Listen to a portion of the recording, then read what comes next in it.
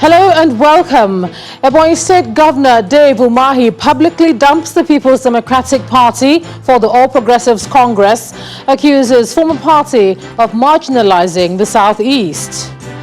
We won't bow to blackmail, PDP says, claim a strong presence in Ebonyi still. Federal government refutes CNN report on the Lekki shooting, threatens sanction of the US-based television network, but CNN is standing by its story. And United States Secretary of State Mike Pompeo in a historic tour of Jewish settlement in the West Bank. Plus we'll have business, sports, and later on news from our studios in London. On business news tonight, Central Bank of Nigeria lists requirements for third-party participation in forex purchase. And in sports news tonight, Andrei Rublev bows out of the ATP World Finals in style with a straight sets victory against Dominic Thiem in London.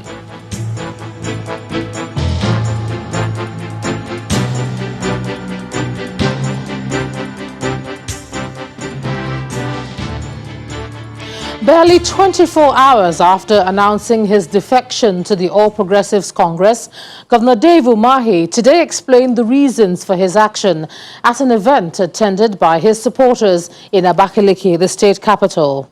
Governor Umahi says he's joining the ruling party because of what he calls many unfulfilled promises made to the Southeast by the People's Democratic Party. He's not alone on the journey, as he's joined by his deputy, Mr. Eric Igwe, and all political appointees in the state, except the National Assembly members who refuse to move with him. This gathering marks the official defection of the governor of Ebonyi State, David Umahi, from the People's Democratic Party to the ruling All Progressives Party. APC governors, members, supporters and the people of Ebonyi are present to experience the beginning of a new political era in the state. Taking the stage, the deputy governor affirms the decision of his governor to move to the APC. I therefore want you to raise your right hand.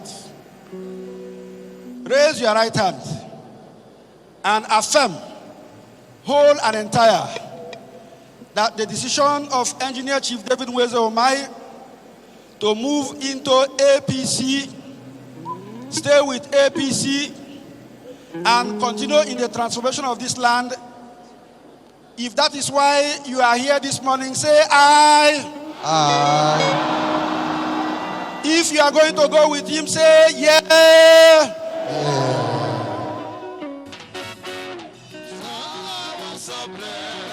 Governor Umahi, who is obviously delighted, expresses himself first by singing and calls for unity between both the APC and the PDP.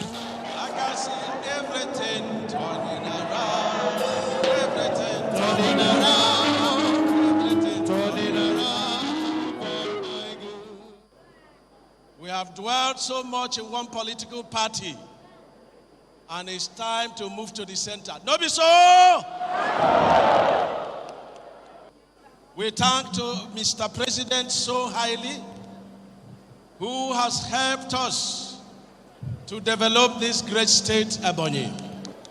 No be so? Not so. Today, I can boldly say by this marriage of PDP and APC, commissioned by APC, National Party, that our state is 99.99% APC. APC. According to the chairman of the APC National Caretaker Committee, Governor Umahi's entrance to the party is timely and appropriate. Your Excellency, we are happy to receive you on behalf of the APC family. We are happy not only because we are receiving you, but because you have performed, you are performing, you have delivered, and you are delivering. You are coming into this party at a time we have started rebuilding this party from bottom up. The flag and broom of the party, as well as Governor Umahi's slip of membership, are presented to him. A 15-member caretaker committee of the APC is also inaugurated to balance the footing of the party in Ebonyi State. Meanwhile, the People's Democratic Party says it won't join issues with Governor Dave Umahi over his defection to the All Progressives Congress. Now, that's the position of the party's national chairman, Uche Secondus, at the party's 90th National Executive Committee meeting. According to him, the PDP has taken the necessary steps to strengthen the party in Ebonyi State, and the exit of the governor will not affect its fortune in the next general election.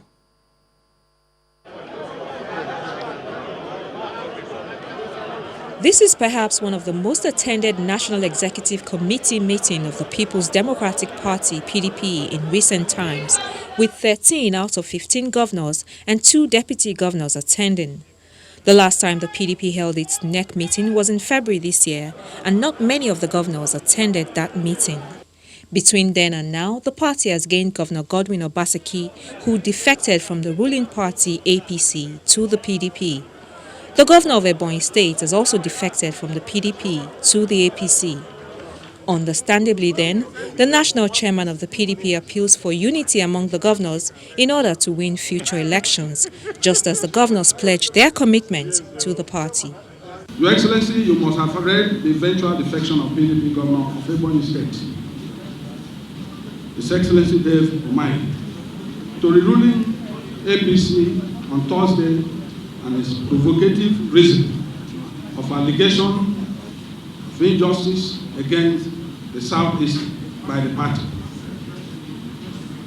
We have refused to join issue with him in any way, but we cannot bow to any form of blackmail. But one great lesson that we must learn is that the need for unity. It will be easier to win the future election when all can come together locally. We remain committed party members, and we shall continue to work with the National Working Committee, the BOT, for our party to continue to grow in strength. As the leadership of the PDP strategized for the next general elections, the Senate Minority Leader has this advice for the party.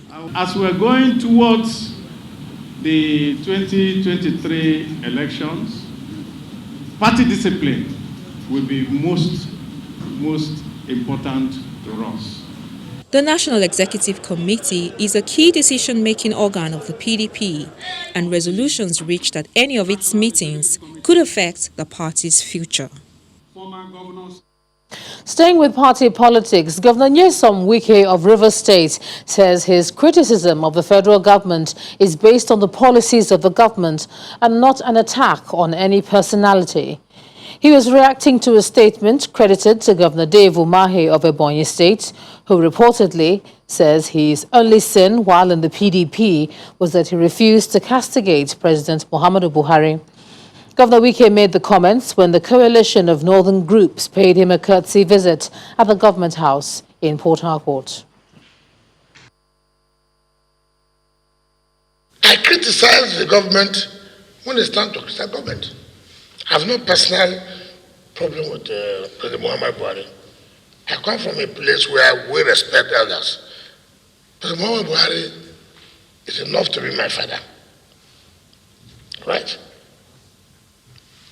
But we're in different political party. And you cannot see me come out to abuse President Buhari. I won't do that. But I will criticize the policies of the government of Buhari under APC that I know they are not doing well. I will do that one. I will do that one. That's the way I am. And I hear somebody talking about, oh, because you didn't want to join people in abusing Buhari. Who has abused Buhari? I'm not a cheap man, and I will not be a cheap man. Mr. President knows that. I'm not a cheap man. I will tell him, Mr. President, this one you are doing is not correct. But I won't go and say, abuse Buhari as a person. I won't do that.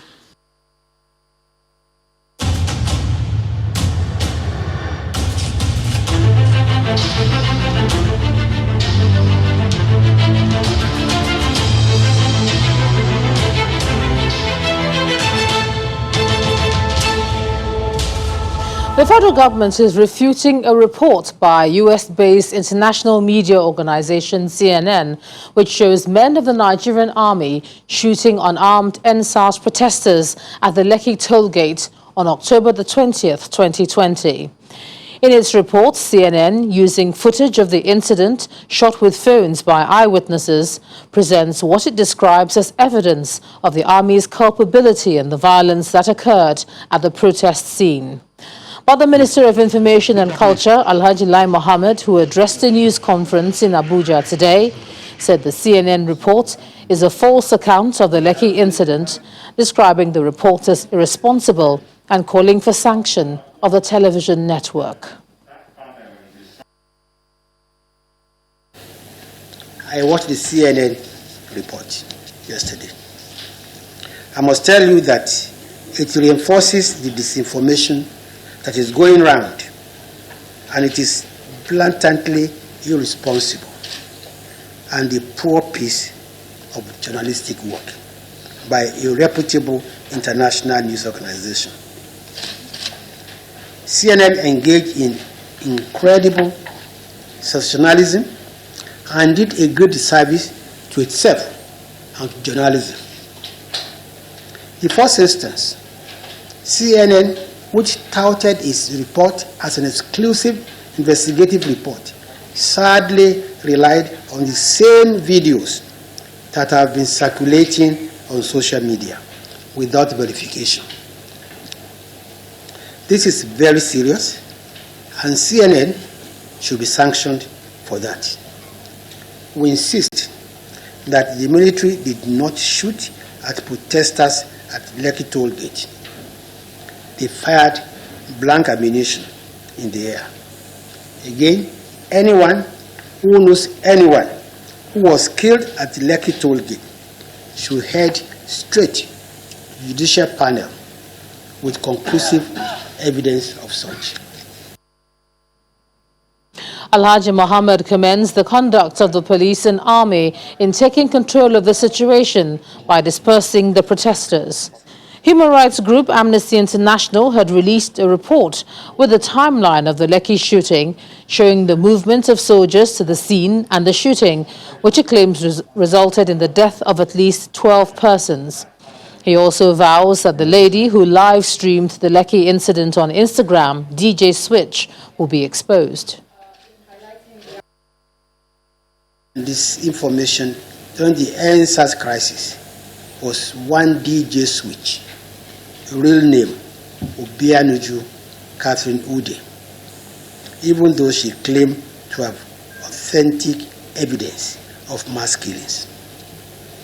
Surprisingly, instead of presenting whatever evidence she may have to the judicial panel, she chose to escape from the country under the pretext that her life was in danger. I ask, in danger from who? The military has come out to say they never sought after her. To the best of our knowledge, the police never declared her wanted. Her conduct thus becomes suspect. Who is she fronting for? What is her real motive? Who are her sponsors?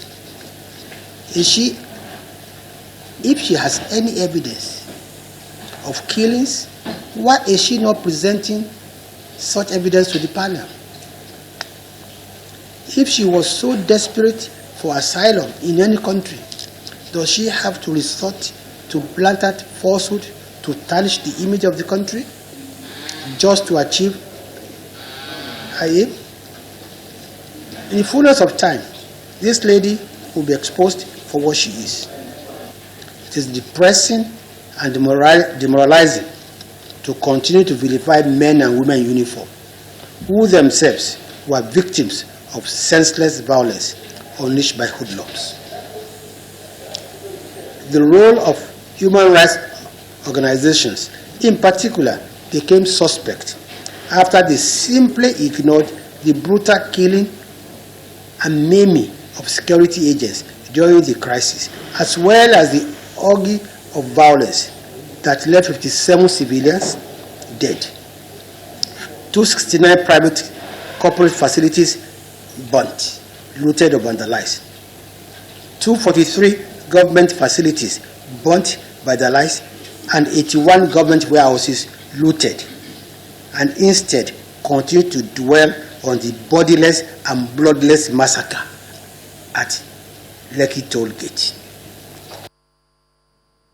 The National Broadcasting Commission had earlier sanctioned Channels Television for using social media video as part of its coverage of the Lekki shooting incident. In part 2, after the break, we bring you the reaction of CNN to the comments by the Minister of Information and Culture. Plus, NSAS protester Peter Eromosele freed from police detention after 12 days. All coming up in a moment. Please stay with us.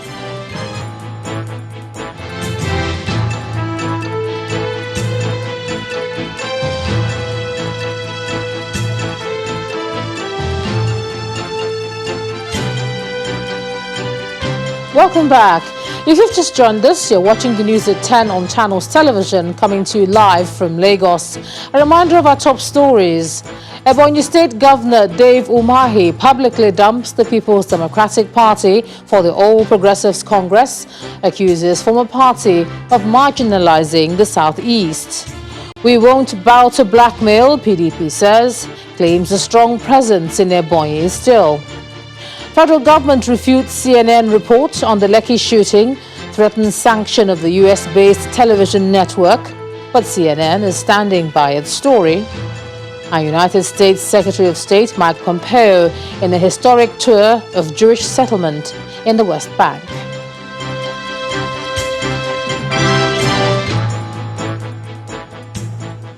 CNN has been reacting to the comments by the Minister of Information and Culture, saying it stands by its report. The television network specifically notes that the minister threatened it with sanctions, but has not provided evidence to show that its investigation of the Lekki incident is false. CNN claims it tried several times to get the response of the Nigerian army and the police on their role in the incident, but according to it, the police and the government of Lagos declined to comment, saying a judicial panel was going to investigate the matter. Embattled NSAS protester Peter Eromosele has finally been released from police detention in Lagos 2 days after meeting his bail conditions. Eromosele, who was arrested on November the 7th, 2020 over alleged terrorism and inciting civil unrest during the NSAS protest, was granted bail in the sum of 1 million naira by the Magistrate Court in Yaba, Lagos on November the 17th. His lawyer, Babatunde Jinodu, said that he was unable to leave detention yesterday because the magistrate was not available to sign his bail papers. After his arrest in Lagos, Eromosele was moved to Abuja and then returned to Lagos last Sunday before being arraigned before the magistrate court on Tuesday. Shouting. So much, I appreciate everything. Yes. Oh yeah, so this one is going out. So yeah, what do you want to say, to all the people on Twitter that have been shouting. Clamoring. They have been clamoring. I've not really seen anything. The one that saw you on the flight. Yeah, the guy that saw me on the flight just said, sorry, are you Eroms? Yes. I already Thank you, everybody. Something was happening. Okay.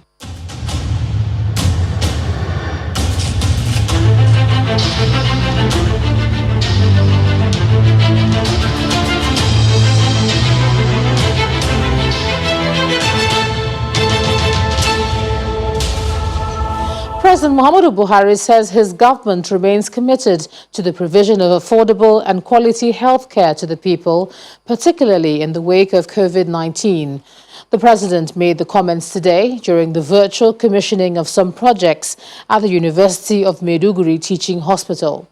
He explains that the challenges in the global health system were uncovered by the coronavirus pandemic, highlighting the need for an improved health service. This virtual session signals the official commissioning of some projects at the University of Maiduguri Teaching Hospital by the President. I'm delighted to be with you virtually. guests and other stakeholders physically gather to witness proceedings from the newly built auditorium in the hospital. President Muhammadu Buhari restates his commitment to sustaining development in the Northeast, especially at a time when all nations are working on improving mechanisms to adopt with the new normal. I should direct the head of service and the Federation and the Budget Office to look into the request of University of Maiduguri Teaching Hospital for an increase in the personnel and overhead allocation so as to optimize services provided by the activation of these new projects. A 150-bed trauma center, physical rehabilitation center, and students' hostel, all funded with a special grant from the Federal Ministry of Finance, were commissioned by the President. With this investment in the health sector by the federal government, the Health Minister, Dr. Osagie Ihanire, believes some relief will come the way of the already overstretched health facilities in the war-torn state. Our system in Nigeria was strained but survived and has been able to weather the storm thus far, although we have not yet out of the woods. Among the best performing hospitals in this respect has been the University of Maiduguri Teaching Hospital, which has responded well in handling COVID-19 cases while not failing in routine service delivery in spite of security pressures. For the Borno State Governor, the interest of the federal government in the state's health sector is commendable, and he is pledging his commitment to more partnership deals in the interest of the people. I wish to reassure Mr. President of our unrelenting support to his administration, loaded with policies and programs which is geared towards the upliftment of the living conditions of our people. To the teaching hospital community, Borno State government is determined to provide them the needed assistance that will enhance the organizational performance, and I wish to assure you that we shall strive to maintain the good working relationship that exists with you for quite a long time.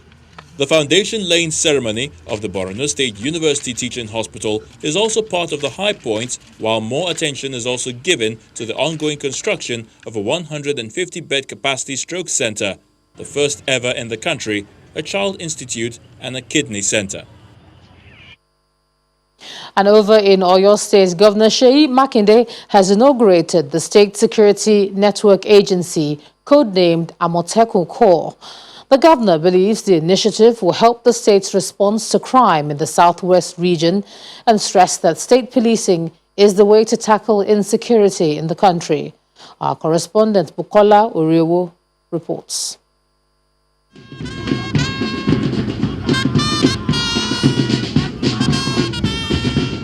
After weeks of training and going through combat tasks at the training ground, these 1,500 Amotekun Corps members are set to take up challenges of maintaining peace and order in the entire state.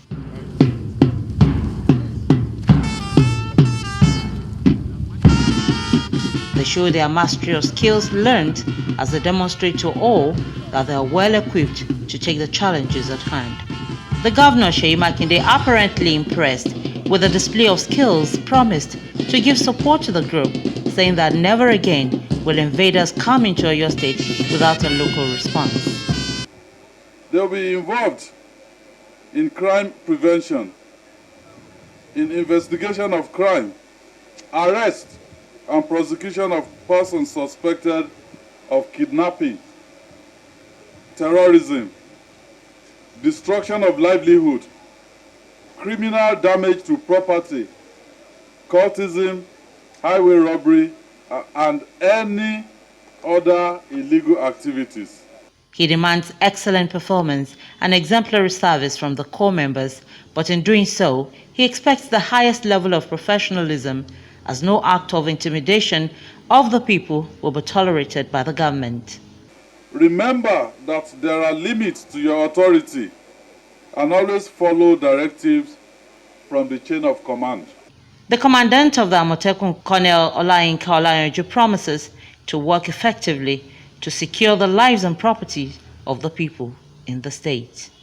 They are better informed now and they are well equipped to take care of how they conduct themselves and relate with other security agencies. Amotekun Corps was established on the 9th of January 2020 by the 6 state governors of all the southwestern states of Nigeria. Bukola Oriowo, Channels Television News.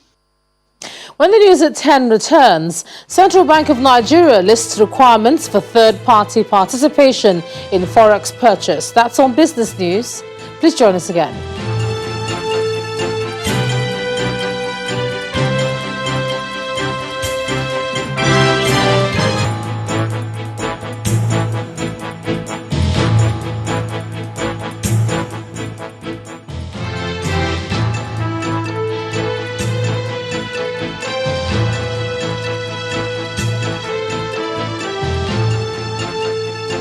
Welcome back to the news at 10. A Kaduna State High Court sitting in the state capital has adjourned the trial of the embattled leader of the Islamic movement in Nigeria, Ibrahim El-Zakzaky, and his wife Zinat to January 2021. The presiding judge, Justice Gideon Kurada, adjourned the trial during today's sitting after the prosecution, Dari Bayero, presented 6 witnesses before the court. The prosecution had on Wednesday presented 2 witnesses from the Nigerian army who testified in secret before the court, while a director from the State Security Services and 3 residents of Zaria were among the 4 witnesses that were admitted today. El-Zakzaky and his wife are facing trial on 8 counts bordering on alleged culpable homicide, unlawful assembly, and disruption of the public peace, among other charges, to which they both pleaded not guilty on September the 29th. Gunmen have shot dead an inspector of police in a gun duel during an attack on the residence of the former Bayelsa State Governor, Seriake Dixon. According to the State Police Command, there was an invasion on the home of the former governor through the Focados River at the riverine community of Sagbama local government area. The State Commissioner of Police is appealing to members of the community to remain calm as the command is working to bring the perpetrators to book. Staying with security, the Nigerian police has unveiled a cybercrime reporting web portal as part of efforts to facilitate investigation, arrests, and prosecution of perpetrators of cybercrime and other related offences. Police authorities say the portal will address complaints relating to cybercrime, and victims can report such cases online at any time, in any part of the world, by clicking on the link incb.police.gov.ng. In a statement, the Force Public Relations Officer, Mr. Frank Mba, says the new portal will provide updates on achievements recorded by the police and present citizens with information on basic cyber-related issues and trends.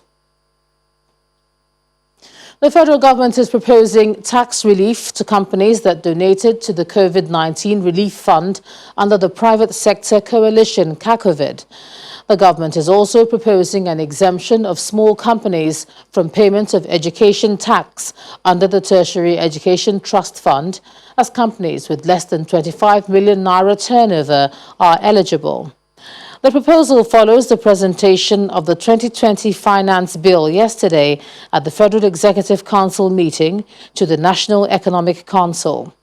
Some highlights of the proposed bill, which is being sent to the National Assembly, include reduction in duties on tractors from 35 to 10%, reduction in duties on vehicles from the transportation of goods from 35 to 10%, reduction of levy on vehicles from the transportation of persons from 35% to 5% as well.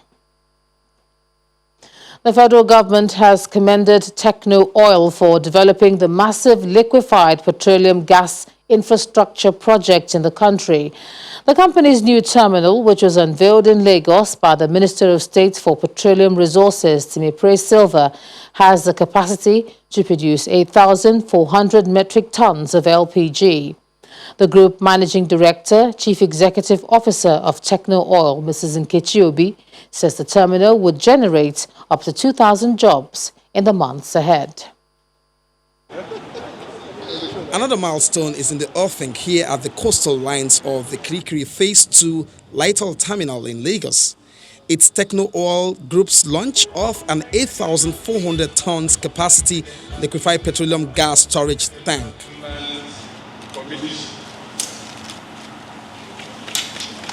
The audience at this occasion is a fine mix of relevant guests, industry professionals, government dignitaries, plus the traditional hosts and leadership. Goodwill messages, briefs on the milestone witnessed here are not out of place. It opens this way.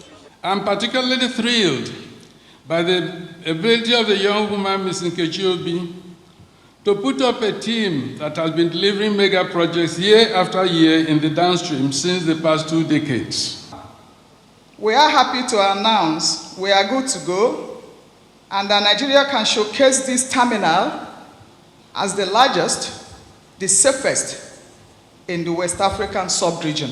2020 has been declared a year of gas by the federal government, and this investment sits well with that plan and purpose. There are huge opportunities for investment in the entire domestic gas, LPG, CNG, LNG, and pipeline value chains, which include gas processing, transportation, distribution, storage, retail, manufacture of equipment, and provision of services. Developments such as this can only help to promote and deepen domestic LPG utilization across the state, reducing the state's carbon footprint and ultimately benefiting the people of Lagos State and Nigeria as a whole.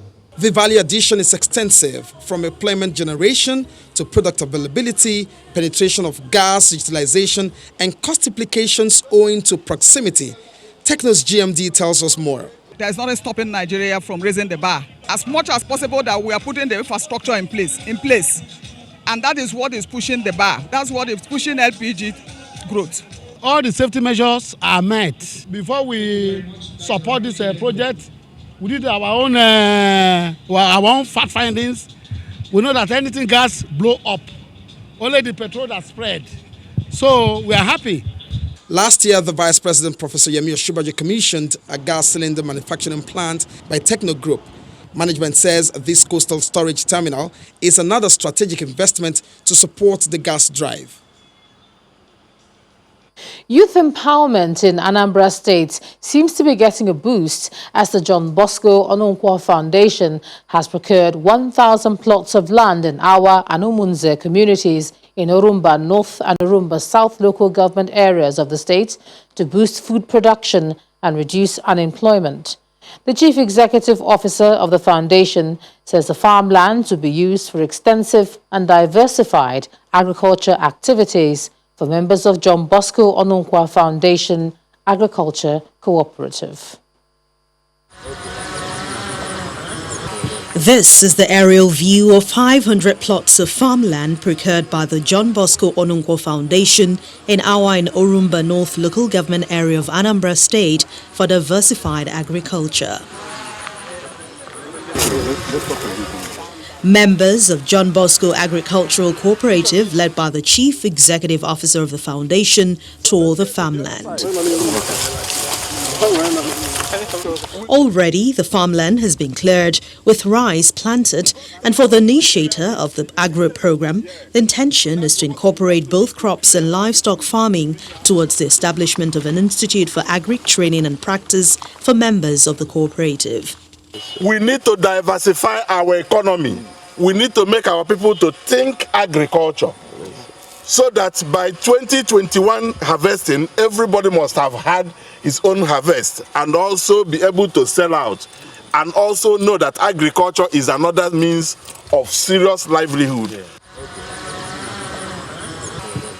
From Awa, the team moves to Umunze in Orumba South, where another 500 plots have been purchased for the planting of cucumber, rice, cassava and maize, as well as livestock farming. You have maize, you have rice, you have pepper, tomato and cucumbers. You can see here on the ground. It is not easy for an individual to give you a plot of land to cultivate on. But this time, our amiable and dynamic principal, the CEO of John Bosco Onunkwo Foundation, just gave us 1,000 hectares of land for these agri projects he just mentioned. Farming activities have commenced here with some produce already harvested. Altogether, we have 1,000 hectares of land in all my projects. So I will apportion them to members of our cooperative. First of all, they will go for training, and each one will specialize in different categories. Engaging youths in agriculture has become an economic approach to solving several challenges confronting them. And with this initiative, John Bosco Onunkwo Foundation believes many youths will be kept busy with less time for restiveness. Some more business news now. Here's Teniola Shobowale.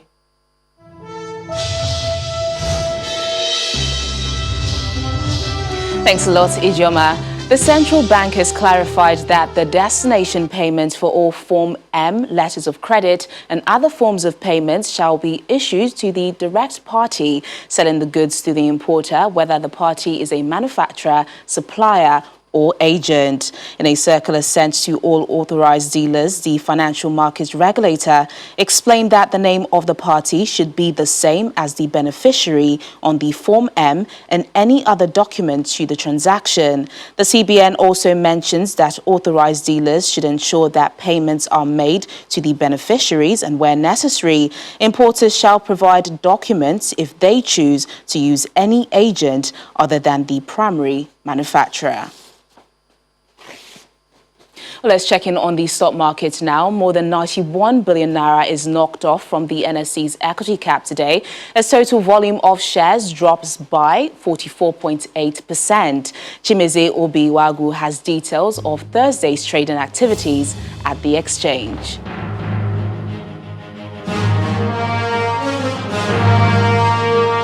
Thanks and welcome to the Stock Market Report. The unpredictability of this market is huge, and that's why I say it's the market for the strong-hearted. It's true that other global markets traded in the red today as coronavirus shutdown fears outweigh vaccine news. But the fact is that the Nigerian stock market is not moved by that, because for now, it's mainly the local players that are in the market. It was more of speculative tendencies, and that's why profit takers jumped in, and that's the result we got. All share index almost 1% down. The banking stocks were responsible for pushing out the bear out of its hibernation. Some of the results from that sector published today were not impressive. GT Bank and Sterling Bank. GT Bank, for instance, lost almost 2 naira when its third quarter results came out, showing a drop in profit after tax, majorly caused by their loan impairment charges.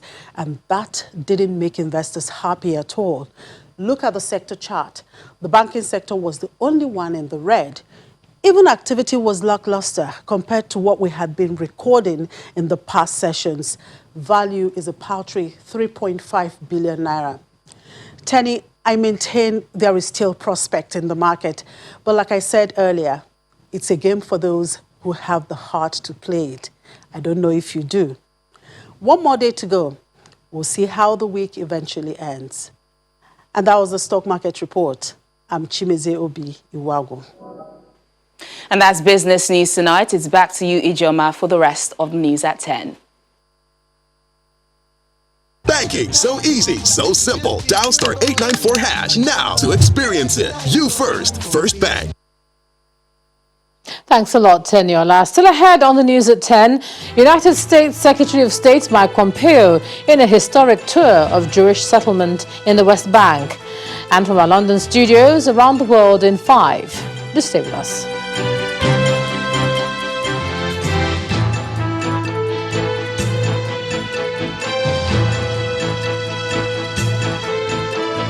Welcome back. Mike Pompeo has become the first U.S. Secretary of State to visit Golan Heights, an issue of solidarity that's led Palestinians to accuse him of helping to cement Israeli control over the occupied West Bank.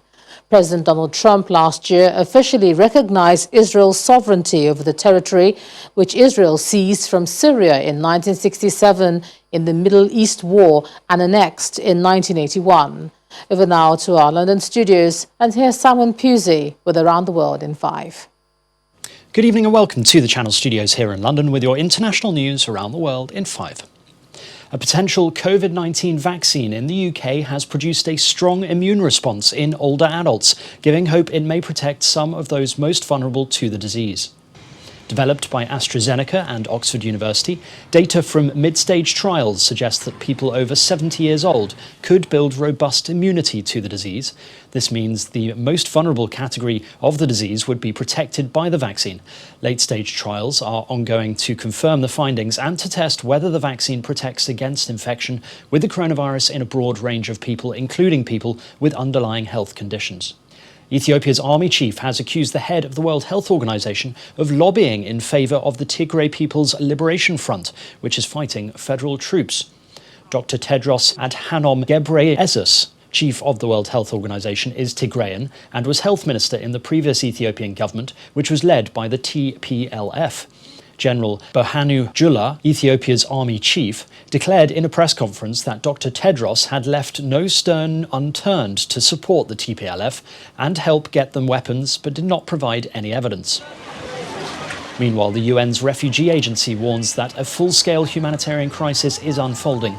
More than 30,000 people have crossed the border from Ethiopia into Sudan so far. There is credible evidence that Australian elite soldiers unlawfully killed 39 people during the Afghan war. That's according to a new report from the Australian Defence Force. 23 incidents. The report said 19 current or ex-Special Forces soldiers should be investigated by police officers over the killings of prisoners, farmers or civilians in the period of 2009 to 2013. The authors blamed crimes on unchecked warrior culture among some soldiers, finding evidence of unlawful killings of prisoners in cold blood, planting evidence to justify those deaths, and unnecessary cruel treatments judged as war crimes. Australia has had forces in Afghanistan since 2002, following the overthrow of the Taliban as part of a US-led coalition. At least 30 people have lost their lives as the strongest Atlantic hurricane of the year, Hurricane Iota, rips through areas of Central America. Tens of thousands were forced to flee their homes as Hurricane Iota hit Nicaragua and neighbouring countries. The rainfall is expected to cause mudslides and potentially deadly flash flooding and river flooding. Winds of 257 kilometres an hour have hit areas still recovering from Eta, a major hurricane that hit 2 weeks ago. Deaths were recorded in Nicaragua, Honduras, Colombia, Panama and El Salvador, forcing hundreds of thousands of people to flee their homes. Burkina Faso goes to the polls on Sunday to vote in nationwide elections amid a violent Islamist insurgency that's left parts of the north and centre of the country ungovernable. 5 years after President Roch Kabore was elected in 2015, more than 1 million people have been displaced by the violence. That's according to the United Nations. All 12 candidates standing for election have put peace and security at the heart of their message. Thousands of voters will be unable to vote in this election because of the violence. The president of the Electoral Commission said 15 districts were too dangerous to set up polling stations and 860 villages are inaccessible. There are also concerns about voters in camps who lost their electoral cards whilst fleeing their homes, who also won't be able to vote. And finally, you may not associate complex surgery with the sound of music, but that's exactly what a 10-year-old boy in Italy has experienced. Head of the neurosurgery department, Dr. Roberto Trignani, led a team at a hospital in Ancona that removed a double tumour in the spinal cord of the child.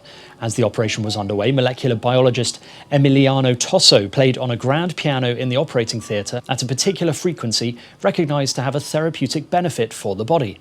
The team watched electrical activity in the brain through monitors during the 4-hour operation and said they could see a change in activity when the music was interrupted, leading them to believe the music was perceived by the patient. Doctors say the patient is currently doing well, but further tests are needed to see if another operation is required. And that's your international news around the world in 5. Now back to the Channel Studios in Lagos.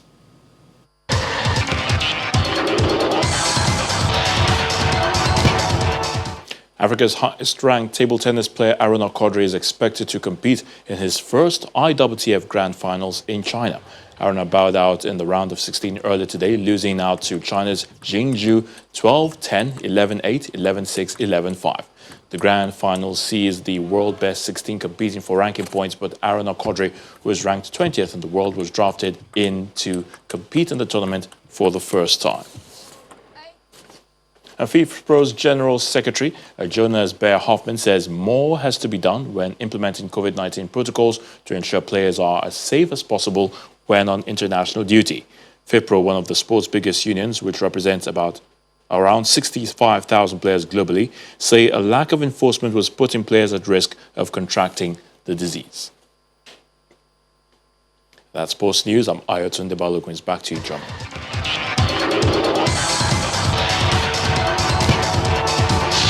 Thanks a lot, Ayotunde. And the main news again. Ebonyi State Governor Dave Umahi today publicly dumped the People's Democratic Party for the All Progressives Congress. Governor Umahi accused his former party of marginalizing the Southeast. But the PDP disagrees and said it will not bow to blackmail from the governor, insisting that it has a strong presence in Ebonyi State. Also today, the federal government refuted CNN's report on the Lekki shooting and threatened the sanction of the US-based television network. But CNN is standing by its investigation. That's the news at 10 tonight. Thank you for staying with us. I'm Ijoma Onyato. Stay safe. Good night.